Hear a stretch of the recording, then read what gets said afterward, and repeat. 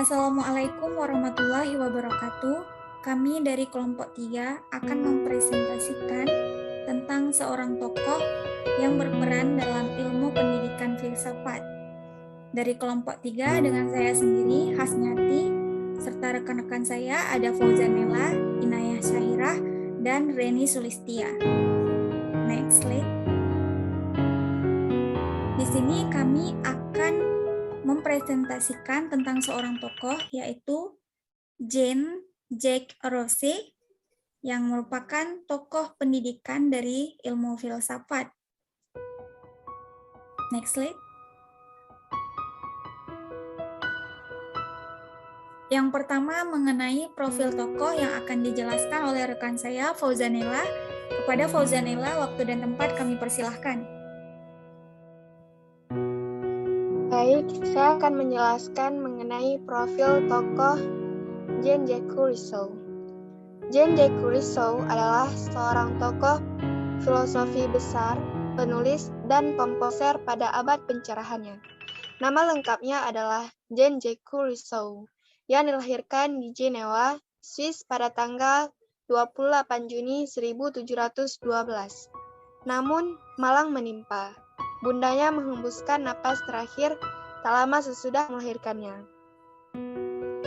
Ia diasuh oleh ayahnya yang kemudian menyerahkan Rousseau pada pamannya, seorang pemuka agama yang kaya. Ia adalah seorang pemikir yang hidup pada abad pencerahan, the Enlightenment Age atau of Clarung. Tatkala Prancis menjadi salah satu center of civilization Eropa, kehidupannya tidak pernah tenang dan dapat dikatakan tidak berhasil. Wataknya penuh pertentangan, perasaannya mudah meledak, dan ia mudah menyerah pada wanita cantik.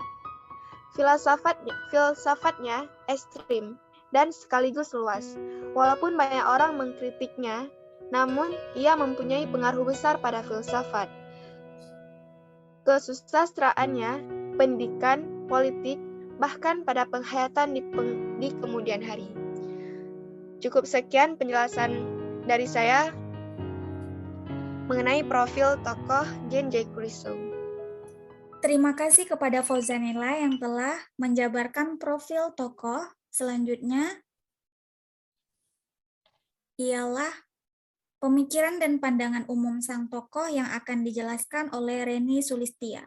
Kepada Reni, waktu dan tempat kami persilahkan. Baik, saya Reni Sulistia akan menjelaskan tentang pemikiran dan pandangan umum sang tokoh. Rousseau adalah seorang romantis. Ia amat mementingkan kepekaan emosi dan kehalusan jiwa daripada penalaran, logika, dan rasionalitas. Kaum romantis membenci kehidupan modern, industrialisasi kapitalisme yang merusak tatanan hidup masyarakat tradisional dan kehidupan alamiah. Pemikiran Rousseau juga mengarah pada totalitarisme. Cara yang digunakan untuk melibatkan partisipasi warga secara langsung dalam proses pembuatan aturan hukum memang seolah mencerminkan ide demokrasi. Rousseau menjadi seorang romantis. Rousseau merupakan titik balik gerakan Aufklärung yang berupa dari optimisme menjadi pesimisme.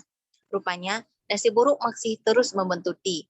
Di umur 10 tahun, ayahnya diusir dan meninggalkan Jenewa, dan hiduplah Rousseau seorang diri. Kemudian, Rousseau sendiri meninggalkan Jenewa tahun 1728 ketika umurnya menginjak 16 tahun. Bertahun Rousseau awam seawam-awamnya, tak terkenal namanya sama sekali, berkelana dari satu tempat ke tempat lain, dan bekerja dari tempat ke tempat yang lain. Demikian penjelasan dari saya tentang pemikiran dan pandangan umum sang tokoh. Terima kasih kepada Reni Sulistia yang telah menjabarkan pemikiran dan pandangan umum dari Jean-Jacques Rousseau.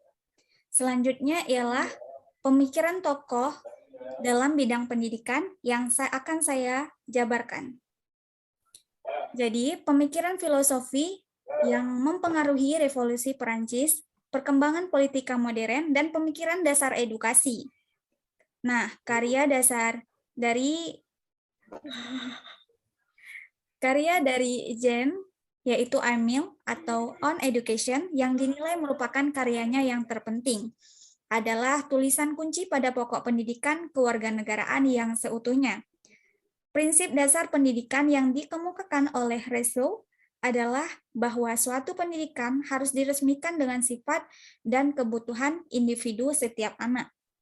Pikiran Rousseau dalam bidang pendidikan dituangkan dalam sebuah buku yang berjudul Emil. Dalam Emil, Rousseau mengemukakan pendidikan pedagogis dengan konsep kembali ke alam. Pemikirannya yang melawan arus sangat-sangat berpengaruh besar dalam bidang pendidikan, menjadikan teorinya sebagai salah satu yang perlu dipelajari dan didiskusikan. Uraian tentang pemikiran Rousseau diharapkan dapat memberikan banyak pengetahuan dan wawasan bagi perkembangan pendidikan. Melalui tulisan ini, penulis akan menguraikan pemikiran utama Rousseau sebagai gambaran pemikirannya untuk pendidikan. Penulis juga akan menguraikan pokok pemikiran Rousseau dalam bidang pendidikan serta memberi refleksi untuk pendidikan sendiri.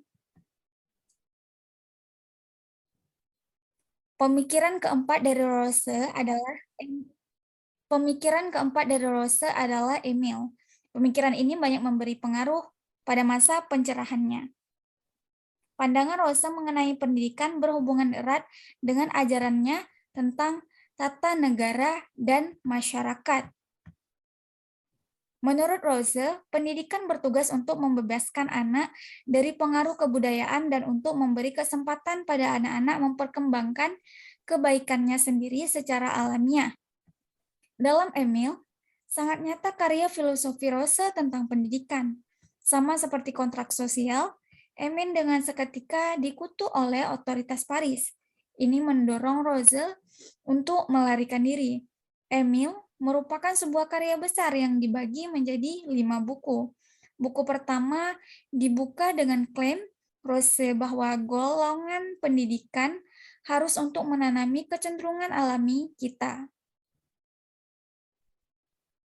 Pemikirannya menekankan bahwa anak-anak harus diajar dengan prinsip pendekatan minat dan bukan melalui disiplin dan pelajaran tegas.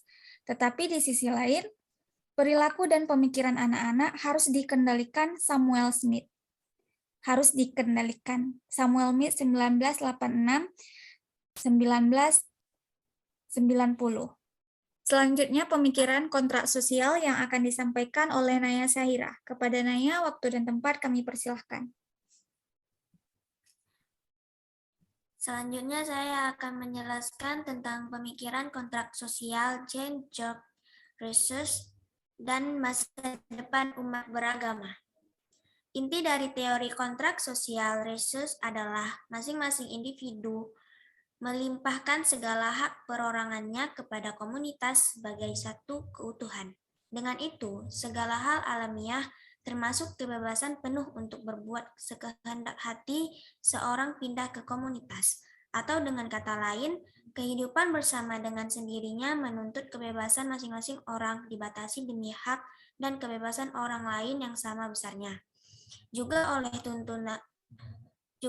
tuntutan kehidupan bersama, hal ini berarti bahwa kebebasan seseorang akan dibatasi oleh kebebasan orang lain. Dalam teori ini dipahami bahwa para anggota dari berbagai kelompok sosial keagamaan yang berbeda merelakan diri mereka untuk berinteraksi, akan tetapi mereka tetap loyal terhadap agama mereka. Dalam lanskap negara Indonesia yang memiliki berbagai macam agama, common value untuk dijadikan kontrak sosial dan menjadi acuan bersama adalah Pancasila. Sebab nilai-nilai Pancasila menyangkut kemanusiaan, persatuan, kerakyatan, dan keadilan. Dengan pemahaman ini, masa depan umat beragama akan menjadi terang dan bersinar karena tidak ada tindakan diskriminatif. Kontrak sosial umat beragama di Indonesia. Sebagai bangsa yang terdiri dari berbagai macam penganut agama dan memang itu dilindungi oleh konstitusi negara Indonesia yang dilahirkan atas hasil kesepakatan para pendiri bangsa ini. Maka sudah selayaknya dan seharusnya sikap saling menghargai dan menghormati antar penganut agama di tanah air tercinta ini ditegakkan. Berbarengan dengan itu, klaim kebenaran terus claim and klaim keselamatan salvation claim tidak diposisikan pada wilayah publik, melainkan pada wilayah privat dalam arti kelompok, golongan, dan jamaahnya sendiri. Klaim kebenaran truth claim menurut Komaruddin Hidayat adalah di mana pelaku agama dari agama apapun ini selalu menyatakan dan meyakini bahwa satu-satunya agama yang benar yang mampu menjamin keselamatan salvation claim hanyalah agama yang ia anut. Sementara ajaran agama yang lainnya membawa kesesatan. Padahal hal tersebut tidaklah mesti terjadi. Apalagi terkadang klaim ini dilakukan oleh kalangan intelektual dan terpelajar. Pada bagian ini, Budi Munawar Rachman menguraikan bahwa dari sudut sosiologi, memang kedua klaim tersebut telah membuat berbagai konflik sosial politik yang membawa berbagai macam perang antar agama, yang sampai sekarang masih menjadi kenyataan di zaman modern ini. Ini pula yang membawa seseorang kepada prasangka-prasangka epistemologis yang membenarkan dirinya sendiri, self-fulfilling prophecy, karena mengasumsikan agamanya dengan kebenaran. Sebagai akibatnya, klaim ini dapat menjadikan seseorang bersikap fundamentalis. Jika kedua domain keselamatan tersebut masih dianggap sebagai sesuatu yang harus, bahkan menjadi kewajiban untuk disebarkan kepada setiap orang yang ada di muka bumi ini, karena berasal dari teks agama, tanpa memperhatikan aspek-aspek eksternal yang sesungguhnya juga berasal dari agama, maka tentu saja akan terjadi benturan sebagaimana yang dapat dilihat di berbagai belahan dunia ini akan sulit untuk diminimalisir bahkan dihilangkan. Oleh karena itu, yang perlu untuk dikembangkan dalam wilayah negara Indonesia adalah sikap keterbukaan, inklusif dalam beragama, di mana umat beragama mencoba untuk saling terbuka dan memahami akan adanya kebenaran lain yang diyakini oleh penganut agama di luar Islam. Agar berbagai macam benturan dan kesalahpahaman di antara penganut agama tidak terulang lagi, sebaiknya dilakukan kontrak sosial.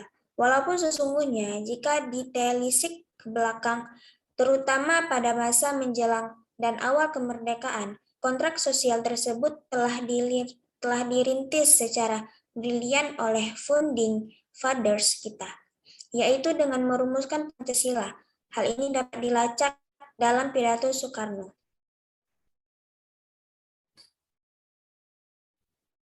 Selanjutnya, karya-karya utama Roses.